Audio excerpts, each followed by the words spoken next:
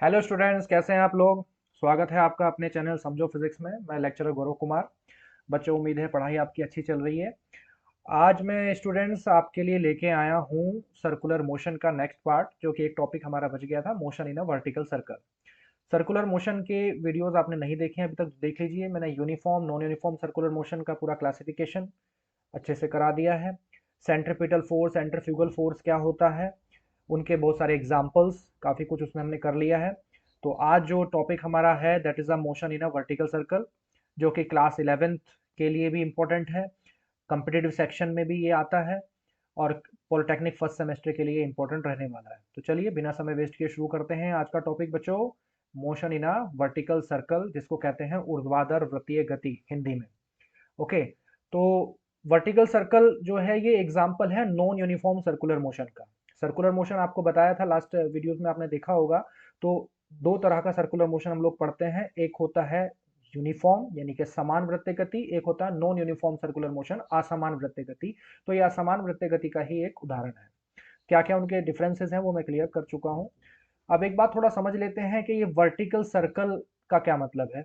Circle actually horizontal भी हो सकता है, वर्टिकल भी हो सकता है। जब एक क्षैतिज में सर्कल हम देखें, एक क्षैतिज में स्पेशली ग्रेविटी के इफेक्ट जनरली हम वहाँ कंसिडर नहीं करेंगे।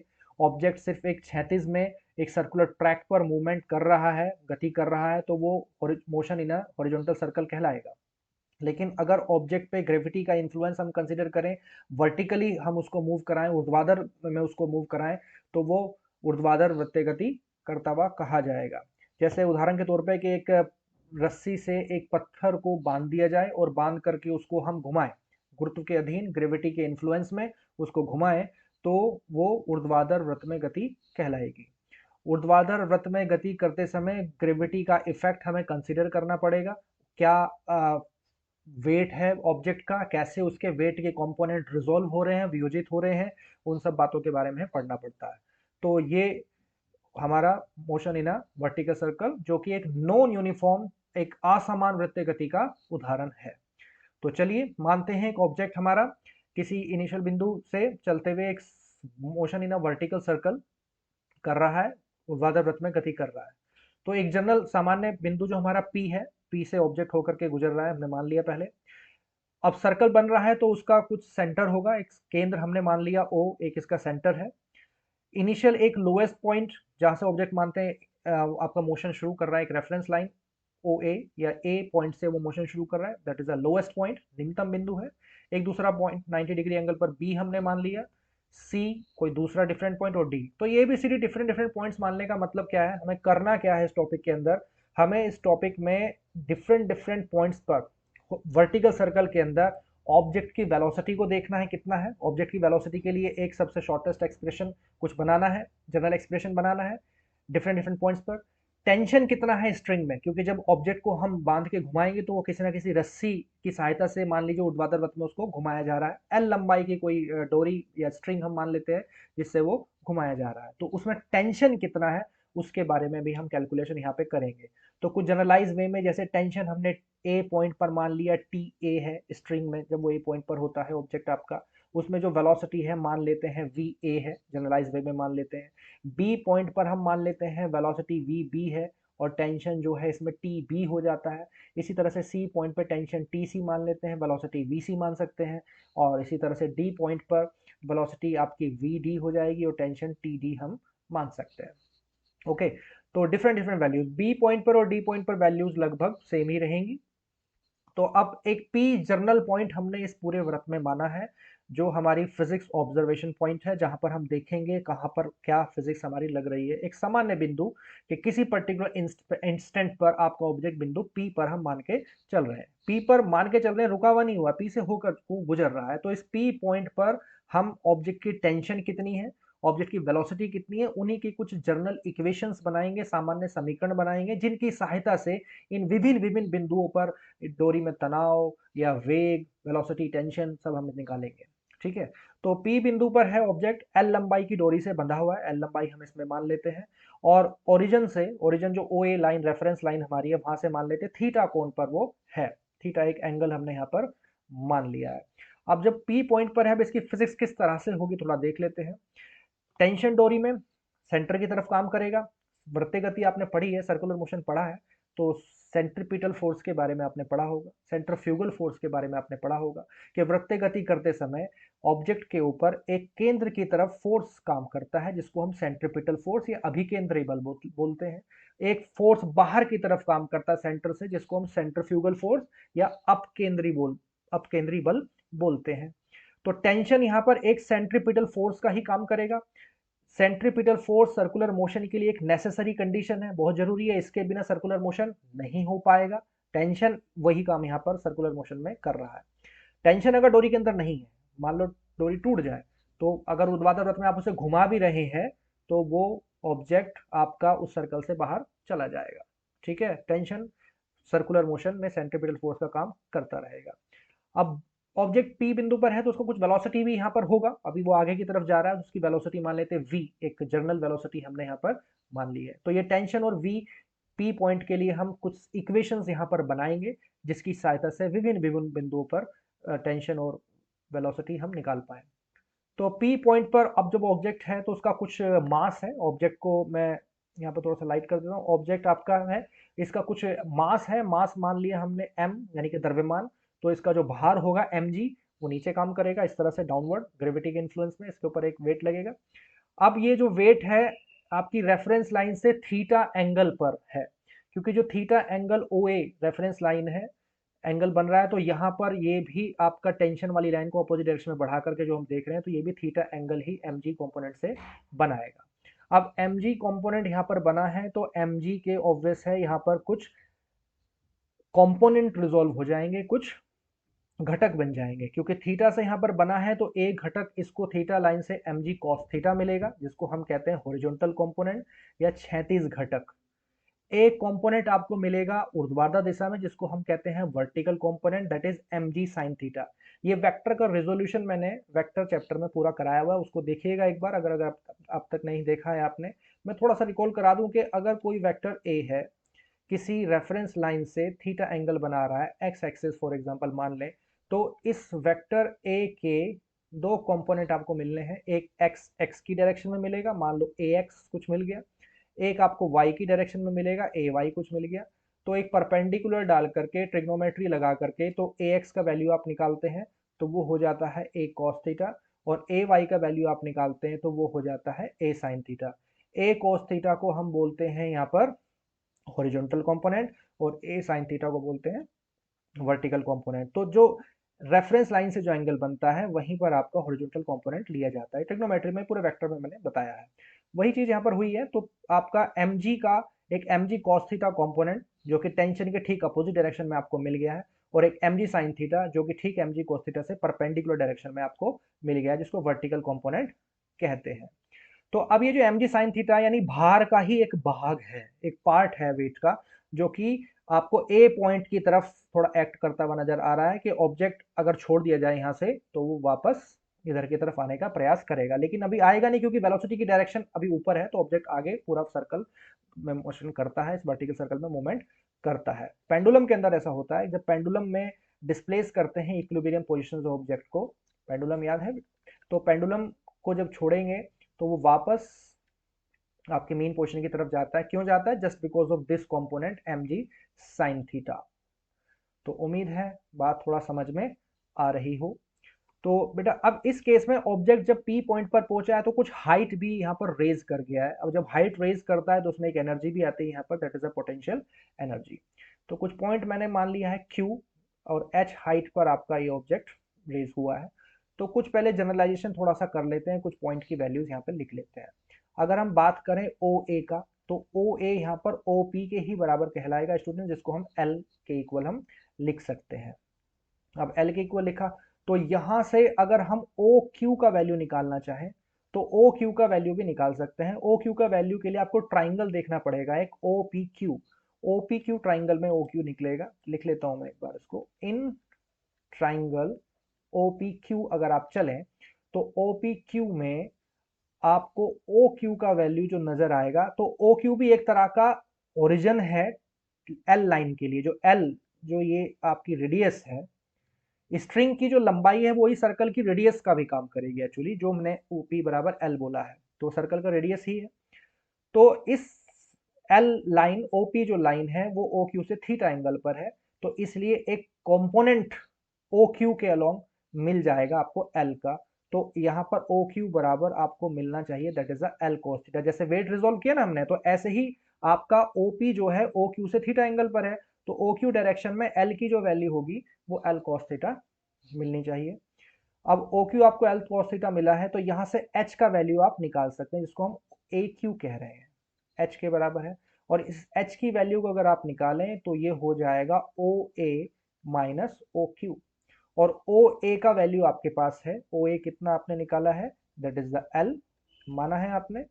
और ये माइनस अगर देखें इसको तो ओ क्यू का वैल्यू कितना बना है, ओ क्यू का वैल्यू आपने ऊपर लिखा है एल कॉस थीटा। इसका सॉल्यूशन थोड़ा कर देंगे तो एच इक्वल आपको मिल गया है L into one minus cos theta. ये एच का वैल्यू निकालना जरूरी था, अभी आगे समझ में आ जाएगा इसकी कहाँ हमें जरूरत पड़ने वाली है। ये डिफरेंट डिफरेंट पॉइंट पर जो हम टेंशन और वेलोसिटी निकालने वाले हैं, तो वेलोसिटी इक्वेशन के अंदर इसकी हमें रिक्वायरमेंट पड़ेगी, जब एनर्जी कंजर्वेशन लॉ हमें थोड़ा यहाँ देखना पड़ेगा। तो टॉपिक थोड़ा सा लेंदी होने वाला है, काफ़ी चीज़ें इसमें निकालनी होती है। लॉन्ग क्वेश्चन में ज़्यादातर ये टॉपिक पूछा जाता है, ठीक है, कंपिटिटिव सेक्शन में भी आता है। तो डिफरेंट डिफरेंट पॉइंट पर, कई बार तो केवल एक दो पॉइंट पर ही पूछ सकता है, कह सकता है लोएस्ट पॉइंट और हाईएस्ट पॉइंट पर टेंशन और वेलोसिटी बता दीजिए, ठीक है, किसी भी पॉइंट पर वो पूछ सकता है आपसे। तो हम सब पॉइंट्स को यहाँ पर देखने वाले हैं।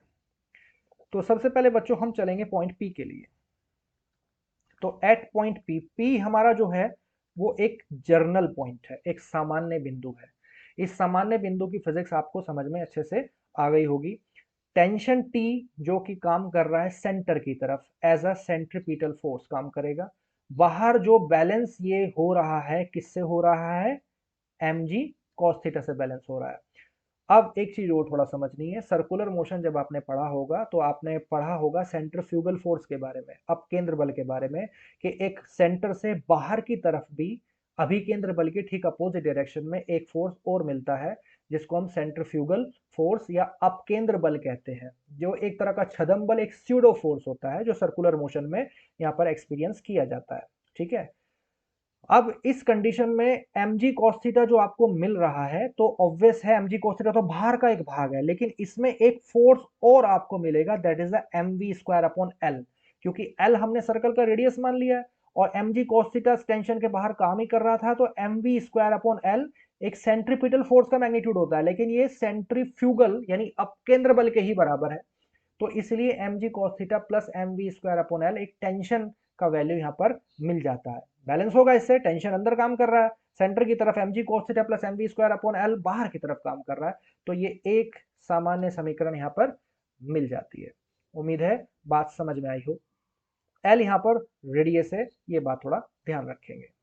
चलिए अब आगे चलते हैं, थोड़ा कुछ इंफॉर्मेशन और इसमें हमें मिल रही है सर्कल के अंदर आगे प्रोसीड करने के लिए। टेंशन की एक जनरल इक्वेशन अभी बनी है, ठीक है, लेकिन अभी v इसमें है, इस v के वैल्यू को भी हम थोड़ा देखेंगे, v के वैल्यू को रख करके जब टेंशन हमारा पूरा पूरा कंप्लीट इक्वेशन यहाँ पर बन के आएगा। ओके, तो नेक्स्ट हम देखते हैं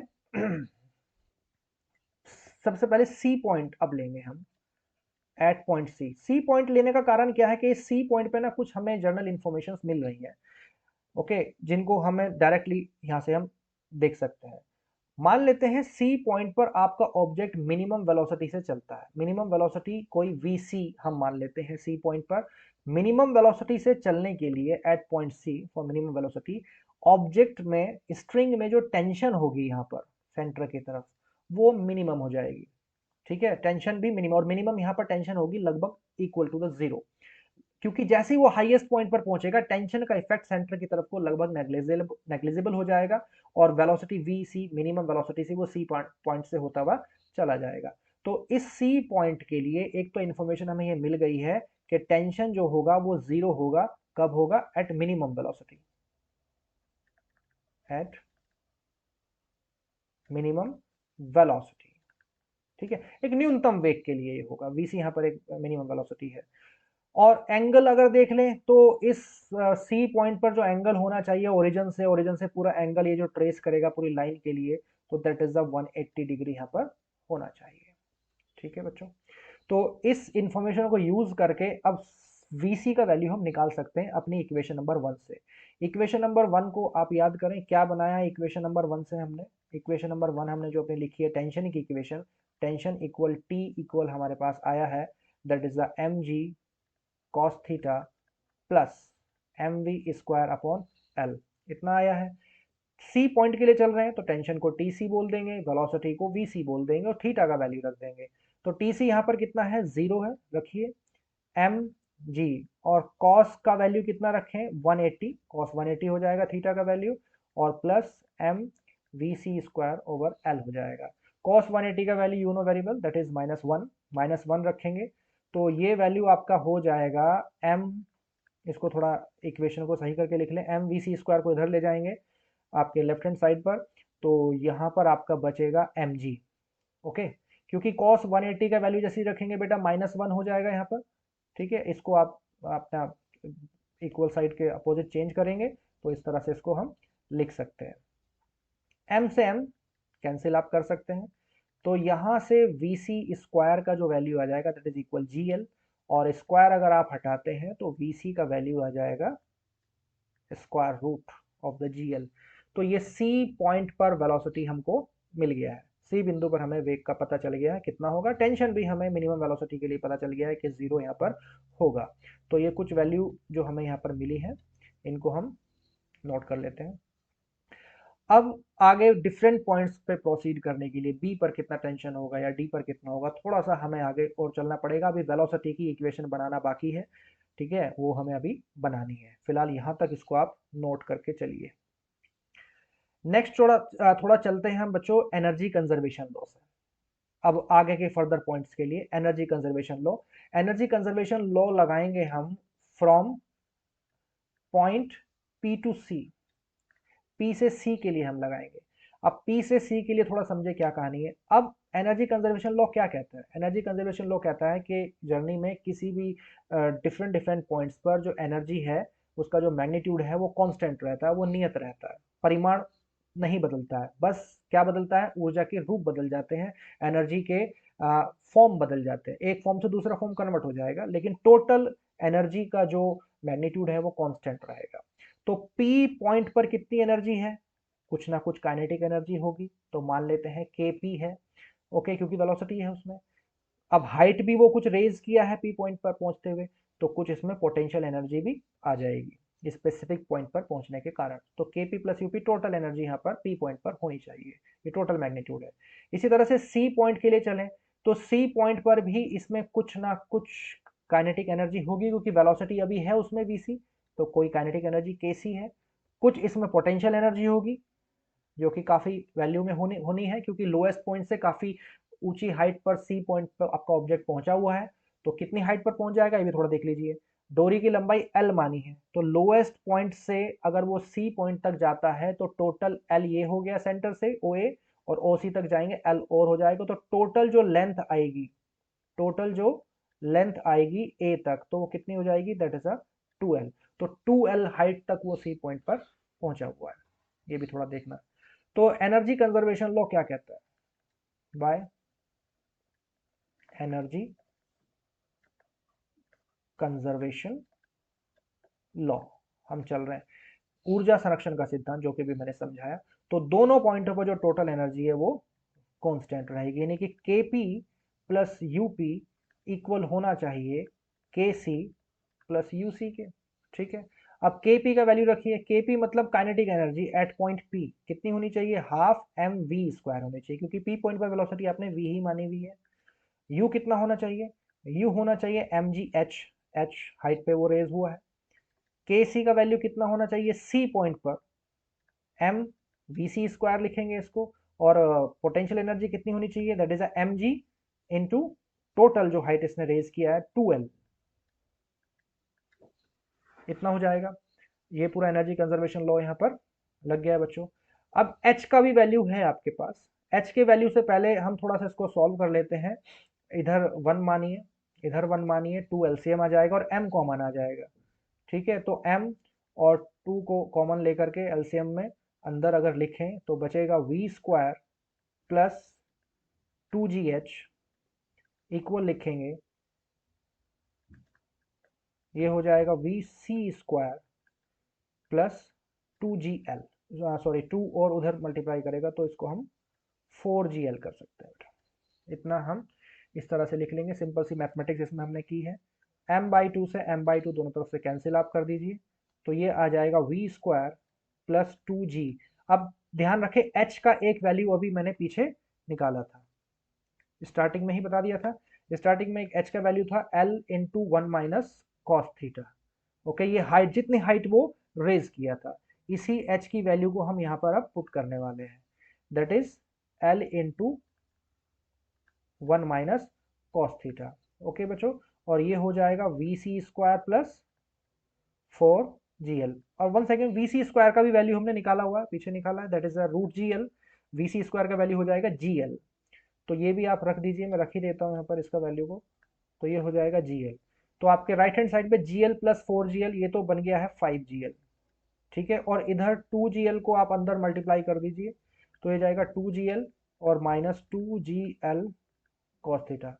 अब वी स्क्वायर के टर्म्स में इक्वेशन, वी स्क्वायर का वैल्यू आप निकालें यहाँ से, तो ये सब वैल्यूज 2GL और 2GL कॉस थीटा आपके राइट हैंड साइड पे पहुंचेगा, तो ये हो जाएगा 5GL माइनस 2GL और ये हो जाएगा प्लस के 2GL कॉस थीटा।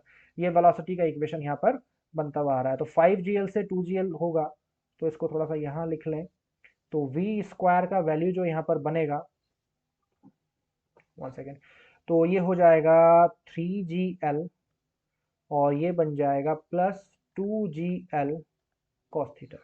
ये वी स्क्वायर की वैल्यू आई है, तो वी का वैल्यू भी यहाँ से लिखा जा सकता है। वी का वैल्यू अगर बच्चों आप यहाँ पे लिखेंगे तो ये हो जाएगा, स्क्वायर रूट में लिखेंगे आप इसको, तो ये बन जाएगा 3GL plus 2GL into cos theta. ये आपकी एक इक्वेशन नंबर 2 बन जाएगी।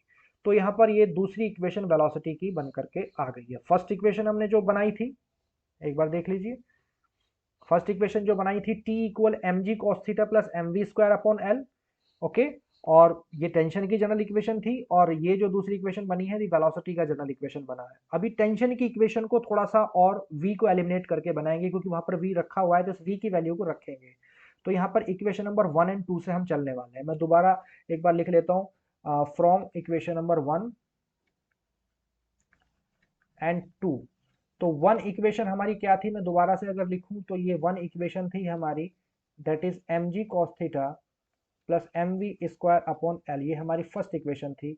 और सेकंड इक्वेशन जो वेलोसिटी की अभी आपने पीछे बनाई है, that is a root 3GL, square root में root 3GL plus 2GL cos theta, ठीक है। ये v का वैल्यू, अब इस v के वैल्यू को सेकंड इक्वेशन से आप फर्स्ट में पुट कर दीजिए, ठीक है। सेकंड इक्वेशन से फर्स्ट में पुट करेंगे तो टेंशन का इक्वेशन का हमें वैल्यू मिलेगा, तो ये मिलेगा mg cos theta plus mv, v square का वैल्यू रखेंगे ना, तो v स्क्वायर का वैल्यू रखेंगे तो ये हो जाएगा 3GL plus 2GL cos theta, और अपॉन में आपका l चल रहा है, तो क्योंकि स्क्वायर रूट हट जाएगा, स्क्वायर है v स्क्वायर पे, तो यहां से अब mg cos थीटा आप एज इट इज करिए बेटा। ऊपर अब l कॉमन आ जाएगा, तो l अगर कॉमन ले लिया जाए तो अंदर बचेगा 3g plus 2g cos theta, और l एक डिनोमिनेटर में है, दोनों l कैंसिल आउट हो जाएगा। कैंसिल आउट होने के बाद टेंशन की जो इक्वेशन आपकी बनी है वो है mg cos थीटा, और m का भी मल्टीप्लाई इस ब्रैकेट में कर दिया जाए तो ये हो जाएगा 3mg और ये हो जाएगा 2mg cos थीटा। इसको थोड़ा सा और सॉल्यूशन करके लिख लिया जाए तो टेंशन की फाइनल वैल्यू हो गई है 3mg plus 3mg cos theta. ये फाइनल वैल्यू टेंशन की हमारी आ गई, इसको इक्वेशन नंबर 3 हम नाम दे देते हैं बच्चों। तो ये जो जनरल आपकी एक तो सेकंड इक्वेशन जो बनी है, ये जनरल इक्वेशन थीटा में टर्म्स में बन गया है, और एक ये जनरल इक्वेशन टेंशन का फाइनल इक्वेशन जो बना है। बस अब काम हमारा पूरा हो गया है। टॉपिक थोड़ा लेंदी है, आई नो वेरी वेल, लेकिन इंटरेस्टिंग है और इम्पोर्टेंट भी है, ठीक है। तो काफी इसमें परीक्षा में सवाल आते हैं। तो अब इन्हीं सेकंड और थर्ड इक्वेशन को यूज करके बच्चों हम निकालेंगे जर्नल डिफरेंट डिफरेंट पॉइंट्स पर वेलोसिटी एंड टेंशन। अब फिगर को थोड़ा सा याद कर लो। फिगर अगर हम देखें तो ए पॉइंट हमारा लोएस्ट पॉइंट है, तो लोएस्ट पॉइंट पे थीटा की वैल्यू कितनी है बेटा, दैट इज 0। बी पॉइंट पर आ जाए तो बी पॉइंट पर वेलोसिटी थीटा की वैल्यू हो जाएगी 90 डिग्री। सी पॉइंट पर थीटा है 180 डिग्री और डी पॉइंट पर है थीटा का वैल्यू 270 डिग्री। तो डिफरेंट डिफरेंट पॉइंट्स पर थीटा का वैल्यू हमारे पास है। तो अब इक्वेशन भी आपके पास बन गया है। 1 सेकेंड में हाइड कर लूँ अपने आप को, थोड़ा सा आपको डिस्टरबेंस ना हो।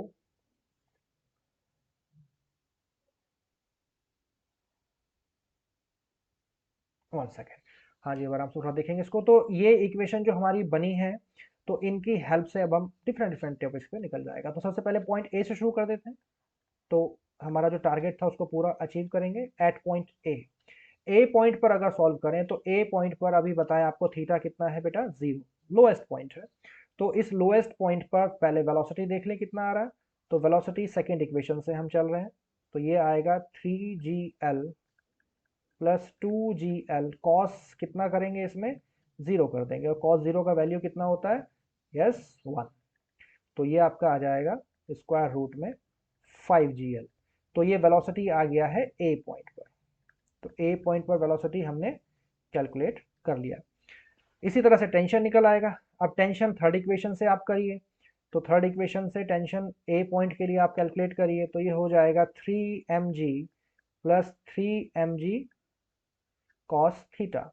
और कॉस थीटा की वैल्यू फिर से वही कॉस 0 है, कॉस 0 का वैल्यू होता है 1। तो टेंशन यहाँ पर हो जाएगा 6mg। तो ये टेंशन ए पॉइंट पर आपका कैलकुलेट होकर के आ गया है। तो वेलोसिटी और टेंशन ए पॉइंट के लिए निकल गया है। बस अब आपको थीटा चाहिए, और किसी भी पॉइंट के लिए आप टेंशन और वेलोसिटी निकाल सकते हैं। तो बी सी डी जो पॉइंट हमने बनाए थे वो हमारे जनरल पॉइंट्स के लिए थीटा का वैल्यू हमारे पास इजीली अवेलेबल है। ठीक है, हम देख सकते हैं थियरी के अंदर। तो वो आराम से सारी वैल्यूज कैलकुलेट यहाँ पर की जा सकती है। ठीक है बच्चे। अब वेलोसिटी और टेंशन ये जनरल पॉइंट्स पे है, जितना पूछेगा उतना बताना होता है टॉपिक के अंदर। ये जरूरी नहीं है कि सभी पॉइंट्स पर वो आपसे पूछे। हो सकता है केवल लोएस्ट पॉइंट पर पूछे, या हाईएस्ट पॉइंट पर पूछे, या केवल बी या सी पर पूछे, या डी पर पूछे। जिस पॉइंट पर भी पूछे उसी पॉइंट तक आपको ये बताना होता है। और ये जो एक्सप्रेशन है ना, थोड़ा डायरेक्टली भी मेमोराइज भी कर लीजिए इसको, क्योंकि कई बार इनके ऊपर कोई न्यूमेरिकल प्रॉब्लम भी बना करके दे देता है। कहेगा कि लोएस्ट पॉइंट पर आप वेलोसिटी बता दीजिए पार्टिकल का वर्टिकल मोशन में कितना होगा, अगर वो एक 1 मीटर की स्ट्रिंग से बांध करके घुमाया जा रहा है। तो बस आपको एल का ही वैल्यू चाहिए यहाँ पर, तो डायरेक्ट आप निकाल देंगे। इसी तरह से एम का वैल्यू चाहिए, टेंशन निकल आएगा। ओके, तो इस तरह से आप निकाल सकते हैं। तो चलिए एक पॉइंट पे और मैं निकाल के दिखा देता हूँ। एट पॉइंट बी हम चल लेते हैं। At point B. अब बी अगर आपको पॉइंट अगर ध्यान हो तो बी पॉइंट कहाँ पर था हमारा, लोएस्ट पॉइंट से 90 डिग्री पर था बी पॉइंट। तो थीटा यहाँ पर कितना आ जाएगा, 90 डिग्री हो जाएगा। ओके, अब वही इक्वेशन अपनी रखें, पहले वेलोसिटी निकाल देते हैं। बी पॉइंट के लिए रखेंगे तो वी बी निकालेंगे। वेलोसिटी का इक्वेशन कितना है हमारा, सेकेंड इक्वेशन पे थोड़ा देखें, 3gl plus 2gl cos theta. तो स्क्वायर रूट में है 3gl plus 2gl cos theta. अब थीटा का वैल्यू हो गया बेटा 90, और कॉस 90 का वैल्यू कितना होता है, 0। तो ये भी सब 0 हो जाएगा, और ये कितना आ गया, सिर्फ 3gl आ जाएगा। तो वेलोसिटी का वैल्यू भी बी पॉइंट पर आपको मिल गया। इसी तरह से टेंशन निकल आएगा। टेंशन को बी पॉइंट पर देखे कितना है, टेंशन की वैल्यू कितनी है बेटे, इक्वेशन क्या बनी है, 3mg plus 3mg cos theta. तो ये हो गया है 3mg plus 3mg cos theta. Cos theta का मतलब कॉस 90 कर दें, कॉस 90 का मान हो गया 0। तो ये बन गया सिर्फ टेंशन कितना आ गया, बी पॉइंट पर 3mg आ गया। ठीक है बेटा। इसी तरह से सी पॉइंट पर भी देख सकते हैं। सी पॉइंट पर हमने अजम्पशंस भी किए थे पहले, तो वो भी निकल के आ जाएंगे वैसे यहाँ पर। तो एट पॉइंट सी, तो सी पॉइंट पर देखेंगे थीटा कितना है, 180 डिग्री है।